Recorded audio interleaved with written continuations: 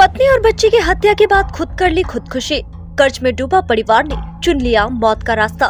जांच में जुटी पुलिस। भक्तिनगर थाना क्षेत्र के बहुबाजार समरनगर क्षेत्र में आज सुबह हड़कंप मच गया जब लोगों को पता चला कि श्यामल रॉय ने अपनी पत्नी और बच्ची की हत्या कर दी और खुद भी खुदकुशी कर ली। पत्नी का नाम टुम्पा रॉय है और बच्चे का नाम पिंटू रॉय, जिसकी उम्र लगभग 5 साल है। सनसनीखेज घटना के सामने आते ही बड़ी संख्या में लोगों की भीड़ जमा हो गई।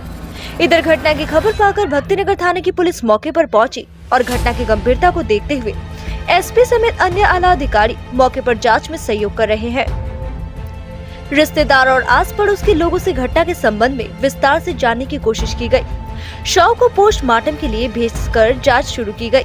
इस विषय में मृतक पिंकी के पिता ने कहा कि करीब 14 साल पहले श्यामल और पिंकी का विवाह हुआ था। उनका एक बच्चा भी है। उन्होंने कहा कि बेटी और दामाद द्वारा फोन नहीं उठाने के कारण वह उनके घर पर पहुंचे थे। वहीं खिड़की से जब उन्होंने घर के अंदर देखा तो उन्होंने पाया कि श्यामल फंदे से झूल रहा है एवं उनकी बेटी और नाती बेड में खून से लथपथ अवस्था में पड़े हुए हैं। उन्होंने कहा कि पहले श्यामल ने पत्नी और बेटे का गला काटकर उनकी हत्या की, फिर खुद भी आत्महत्या कर ली। मिल रही जानकारी के मुताबिक श्यामल रॉय पेशे से एक राजमिस्त्री का काम करता है। पिछले 2-3 महीना से गिट्टी बालू नहीं होने से काम के लाले पड़े थे। परिवार कर्ज में डूबा हुआ था। एक दिन पहले ही वह पंचायत से बैंक खाता खुलवाने के लिए कागजात बनवाए थे। स्थानीय सूत्रों के मुताबिक आत्महत्या का कारण कर्ज में डूबा होने का कारण हो सकता है। हालांकि पुलिस की जांच के बाद ही यह पूरा मामला स्पष्ट हो पाएगा। फिलहाल भक्तिनगर थाने की पुलिस ने इस पूरे मामले की जांच शुरू कर दी है।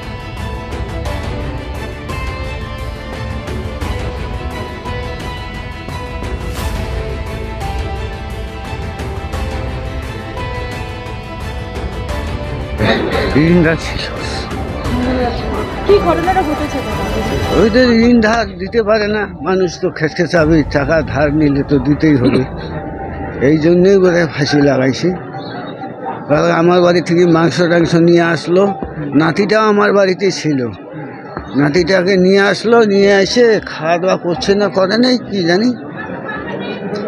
আর আজকে সকালবেলা এসে দেখি ফোন করি, ফোন উঠাই না 9টা বাজে যাচ্ছে, ফোন উঠায় না কেন?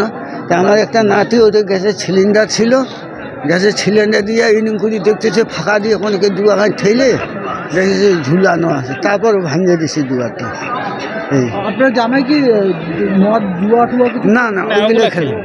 স্বামী স্ত্রীর মধ্যে কোনো ঝামেলা ছিল এর মধ্যে? কি জানি। এখন কত বছরের বিবাহিত জীবন ছিল? 7 বছর হয়ে গেছে। মেয়ের নাম যদি একটু বলেন। মেয়ের নাম হলো টুম্পা। আপনি কখন জানতে পারলেন এই বিষয়টা? এই 9টার সময়। কাকু আপনার নামটা? আমার নাম কালীপদ রায়। ঘটনা তো আমরা যখন খবর পেয়ে আসলাম আর কি এখানে, তো এসে যেটা দেখলাম যে 3 জনের মৃত্যু ঘটেছে আর মৃত্যুটা অস্বাভাবিক, যেটা মানে বর্ণনা করা মুশকিল। কারণ তার মধ্যে শুনলাম একটা ছোট্ট বাচ্চা আছে 6 বছর 7 বছরের। তো এই ঘটনা সত্যি একটা মানে বিবেক আবেগকে কাঁপিয়ে দেওয়ার মতন ব্যাপার। আর এটা কেউ আশা করে না কোনোদিন সাধারণ মানুষ হিসাবে। আর আমাদের সত্যি খারাপ লাগছে, কারণ একই পরিবারের 3 জনের মৃত্যু, আর সেটা সত্যি খুবই খারাপ। কোনো ভাষায় প্রকাশ করবো ভাবছি না এই বেদনা।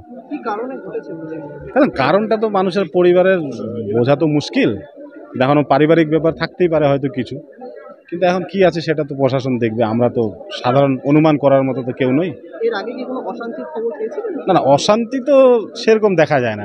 অশান্তি থেকে এমনি তো পাড়াতে মিলেমিশেই চলতো, আর দুজনেই খুব ভালো মনের ছিল, সবার সঙ্গে কথাবার্তা বলতো, মিলেমিশে চলতো। কিন্তু এখন পরিবারের ভিতরে কি থাকে না থাকে সেটা তো তাদের ব্যাপার। কোনো লোন বা ঋণের কিছু সেটা আমরাও শুনছি, আপনারা যেরকম কানে শুনেছেন আমাদের কাছেও এই কথা ভেসে এসেছে যে সেরকম নাকি ঋণে জর্জরিত ছিল। এখন সেটাও কারণ হতে পারে, কিন্তু সেটা তো আর আমরা বললে হবে না। সেটা প্রশাসন এসছে, প্রশাসন দেখবে ওনাদের মতন করে তদন্ত করে আসল সত্যিটা কি সেটা বেরিয়ে আসবে। হ্যাঁ, পুলিশ এসেছে, শুনলাম আইসি বাবু এসেছেন, ওনারা দেখবেন ব্যাপারটা কতদূর কি আছে। আর তদন্ত হওয়ার দরকার, কারণ একটা পরিবারের 3-3টে প্রাণ হঠাৎ অকাল চলে গেল, সাথে একটা ছোট্ট বাচ্চা, ফুটফুটে বাচ্চা চলে গেল, স্বাভাবিক এটা আমাদের কাঁপিয়ে দেয় এইসব ব্যাপার। আমি অ্যাকচুয়ালি ভিতরে যাওয়ার সাহস পাইনি, কারণ সবার মুখে যা শুনলাম আর তার মধ্যে ভিড় ভাট্টার মধ্যে ভাবছি ঘটনাটাই দুঃখজনক, সে দেখাটার থেকে বড় ব্যাপার শুনলাম, শোনার পরে যেটা বুঝলাম, আর তার মধ্যে সোশ্যাল মিডিয়া সেই ধরনের বর্ণনা করাও মুশকিল। তাই আমি না বললেই ভালো হবে মনে হয়। কোন এলাকা? এটা উত্তর সমরনগর বউবাজার।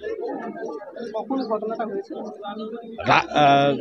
ঘটনা কখন ঘটিয়েছে সেটা তো তদন্ত সাপেক্ষ, কিন্তু আমরা যখন খবর পেয়েছি 9:30 10টার দিকে আমি এসেছি আর কি এখানে, তার মানে রাত্রে সম্ভবত হওয়ার ঘটনা হয়েছে।